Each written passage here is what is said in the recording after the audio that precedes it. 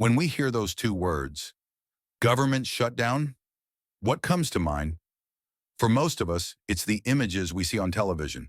Politicians arguing in Washington, charts with staggering numbers in the billions, headlines flashing across a news ticker. It all feels distant, abstract, like a political game played hundreds of miles away. But that's not the real story. The real story of a government shutdown isn't found in the halls of Congress. It's found in the quiet stillness of a kitchen late at night, where a mother stares at a stack of bills she suddenly can't pay. It's found in the cold, formal language of a furlough letter lying on a father's desk. It's found in the anxious silence between a husband and wife, wondering how they'll afford groceries next week. A government shutdown is not just a political headline or a set of statistics. It's a direct and devastating blow to the financial and emotional stability of American families. And this invisible cost, this human cost, is the true measure of its damage. Today, we're going to look past the numbers. We're going to travel across this nation to the 10 states that feel the impact most acutely. We won't just tell you which states are hit the hardest. We're going to show you what that feels like for the people who call them home. Join us as we count down from 10 to 1 and uncover the forgotten stories behind the news. Number 10, Arizona. The story in Arizona begins with a number that feels immense. According to official data, the state is home to over 34,000 civilian federal employees. But recent reports from the National Treasury Employees Union suggest a far deeper impact, indicating that the number of workers whose livelihoods depend on federal funding is actually over 96,000 people. That's a staggering figure in a state where federal labs, defense contracting, and the vast expanse of public lands are woven into the economic fabric. Arizona receives billions more in federal funding than its residents pay in taxes, creating a lifeline that, when severed, sends shockwaves through the entire state. But what does that really mean? It means the closure of gates at national treasures like the Grand Canyon. It means tourism dollars vanishing overnight for small towns that depend on them. But let's make it even more personal. 96,000 isn't just a statistic. It's the story of a man named John, a third-generation park ranger at the Grand Canyon. For him, a shutdown doesn't mean a vacation. It means the park gates might stay open, but with a skeleton crew, there's no one to ensure visitor safety. It means trails go unmaintained and emergency response times stretch into dangerous territory. And for John, it means he continues to show up for work, protecting the land he loves, without a single dollar coming in. It's the gnawing anxiety of looking at his daughter and wondering how he'll pay for her school supplies. It's the quiet indignity of a man who has dedicated his life to public service, now treated as a pawn in a political battle he didn't choose. This is the reality for thousands in Arizona. It's not about politics. It's about the promise of a steady paycheck for honest work, a promise that has been broken. Number 9, Colorado. In Colorado, the federal footprint is both vast and vital. The Congressional Research Service confirms over 41,000 civilian federal employees. But when you account for all federal labor, the NTEU reports that number skyrockets to over 91,000 people. These are the scientists at federal labs like NIST and NOAA pushing the boundaries of human knowledge. They are the engineers in the aerospace and defense industries along the Front Range. They are the Forest Service personnel who manage the state's iconic mountain landscapes. When a shutdown hits, this entire ecosystem of high-skilled labor grinds to a halt. Lab work pauses, permits are delayed, and the gateway towns to national parks, like Estes Park, hold their breath. But the story isn't just about the federal workers. It's about everyone else. Let's talk about Maria. She's the owner of a small coffee shop in Estes Park, right outside Rocky Mountain National Park. She's not a government employee. She's poured her life savings into her business over the last 20 years. 70% of her annual revenue comes from tourists visiting the park. When a shutdown happens, the flow of visitors slows to a trickle. The roads become quiet. Her tables sit empty. For Maria, a shutdown isn't a headline. It's a ledger book that's suddenly filled with red ink. It's having to look her 2 employees in the eye, employees she considers family, and tell them she has to cut their hours. It's the fear that this time her small business might not survive the political storm. The financial pain of 91,000 unpaid workers doesn't stay with them. It radiates outward, hitting people like Maria, who are the backbone of their communities, the hardest. Number 8, Alabama. To understand the impact of a government shutdown on Alabama, you only need to look at one city, Huntsville. Home to NASA's Marshall Space Flight Center and the Redstone Arsenal, Huntsville is a city built on federal ambition and investment. Statewide, there are over 41,300 federal civilian employees. A huge concentration of them are in northern Alabama, working on projects that define our nation's future in space and defense. Alabama is a net federal receiver, meaning it takes in substantially more from the federal government than it pays. This reliance makes it incredibly vulnerable. When the money stops flowing, the dreams of a tech hub can quickly turn into a financial nightmare. Think about the story of a young aerospace engineer. Let's call him David. He's not a direct NASA employee. He works for a contractor that provides critical support for the Artemis moon mission.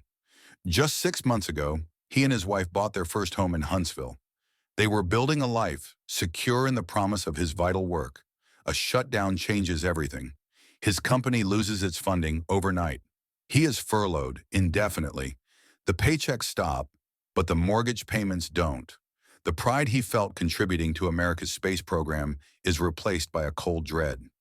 He spends his days calling his mortgage lender, trying to explain a situation that makes no sense. He's a highly skilled engineer working on a project of national importance, yet he's worried about foreclosure. This is the hidden cost. It's the disruption of lives, the derailment of futures, and the loss of talent as people like David begin to wonder if their skills are better valued elsewhere. Number 7, West Virginia. For West Virginia, federal funding is not just part of the economy. For many, it's a fundamental lifeline. The state consistently ranks among the highest in the nation for its dependence on federal aid, especially in healthcare and income support. While the number of direct federal civilian employees is over 17,000, reports suggest the total number of federally supported jobs is over 37,000. But the real story isn't just about jobs, it's about survival. In a state that has been hit hard by the decline of the coal industry and the opioid crisis, programs like Medicaid and other federal grants are what keep rural clinics open and vulnerable families afloat. When Washington, D.C. turns off the faucet, the pain here is immediate and profound. Let's not talk about an employee. Let's talk about a citizen.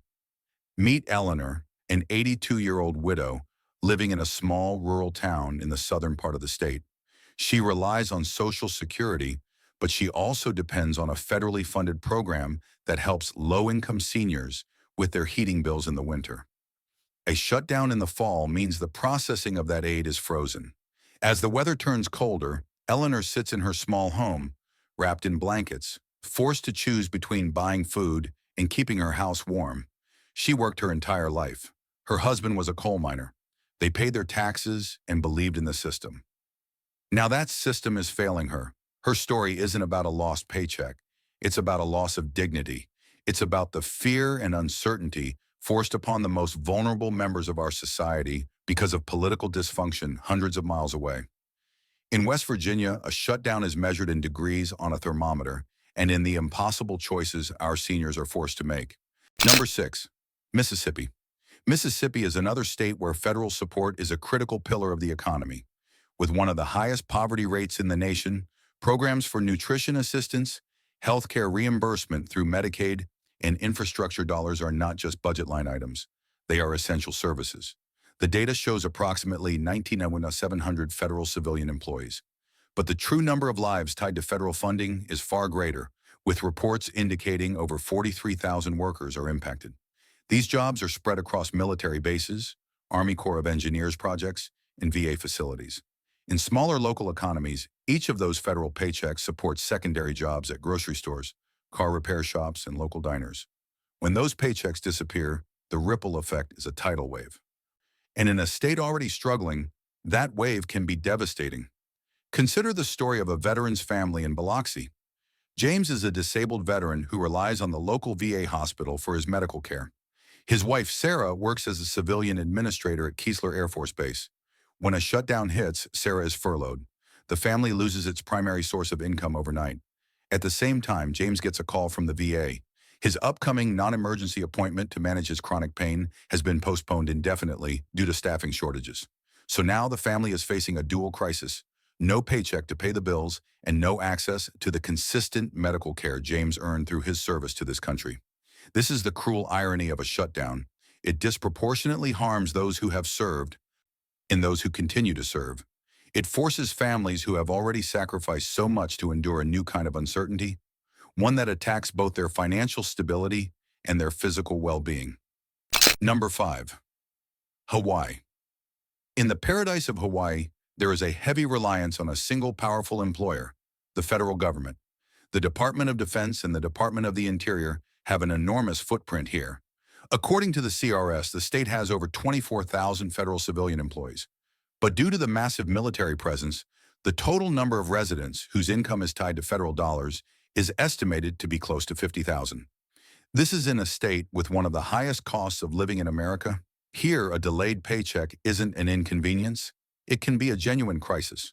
Tourism is also deeply affected.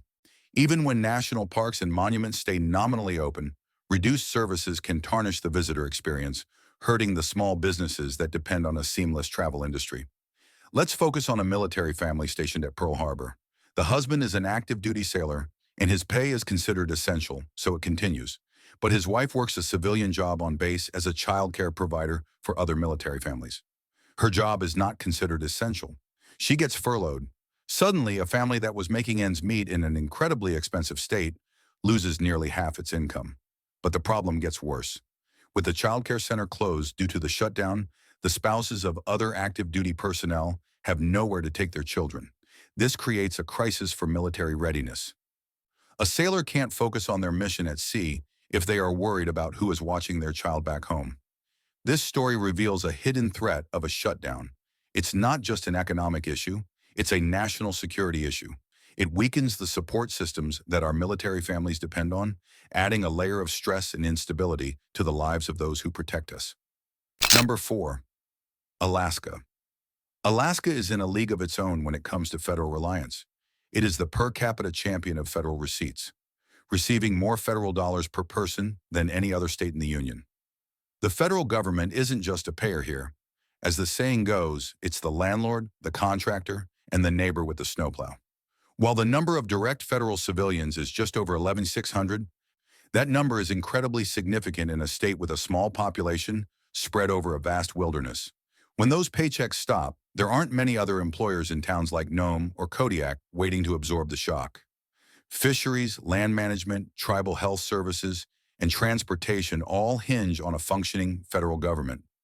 The impact of a shutdown here is felt in the most fundamental ways. Imagine a marine biologist working for NOAA, the National Oceanic and Atmospheric Administration, based in Juneau. Her team has been conducting a multi-year study on the impact of warming ocean temperatures on the salmon population, a study that is critical to the future of Alaska's fishing industry. The shutdown hits in the middle of their research season. All work stops. The data collection is interrupted, leaving a permanent gap in their understanding of these rapid environmental changes. This isn't just a delay, it's a loss of irreplaceable scientific knowledge. For the local fishermen who depend on healthy salmon runs, the consequences are very real. They rely on the science from this NOAA team to make decisions about their livelihood. The shutdown injects a dangerous level of uncertainty into an already challenging industry. In Alaska, a shutdown doesn't just hurt the present, it actively damages the future, erasing progress and leaving communities vulnerable to changes they are struggling to understand. Number 3. New Mexico. In New Mexico, 2 words define the state's deep connection to the federal government: national labs. Los Alamos and Sandia, national laboratories are epicenters of scientific research and national security, drawing in enormous federal contracts and a highly skilled workforce.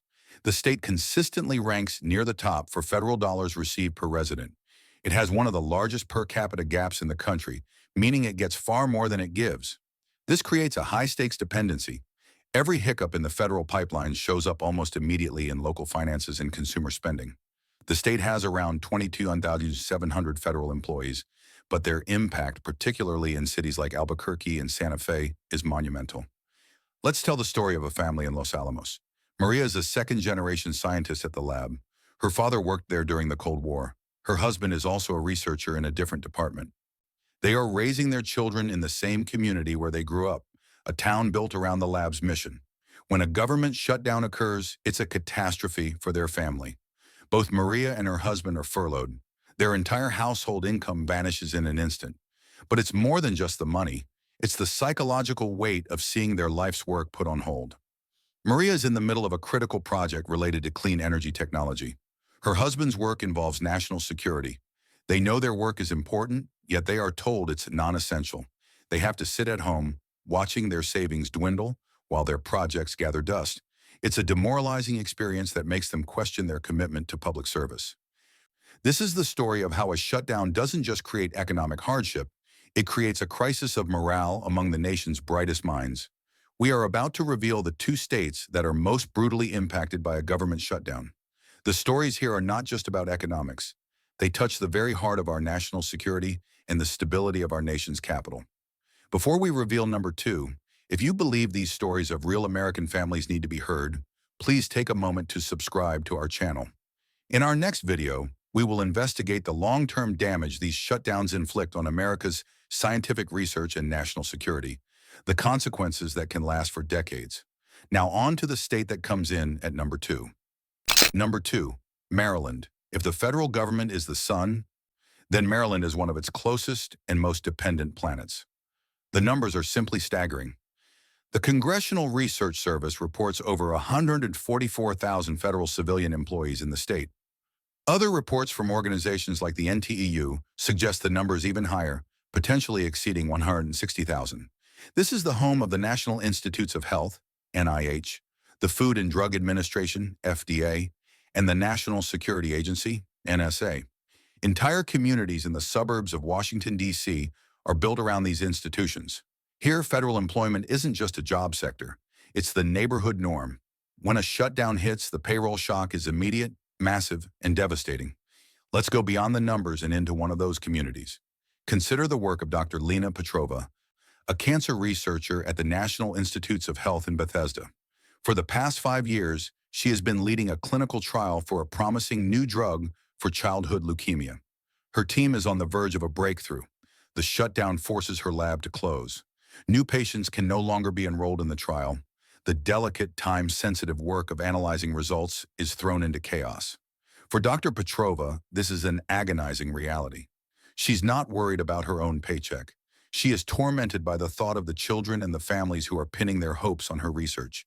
She knows that for them, a delay of a few weeks or a few months is not a political abstraction, it's a matter of life and death.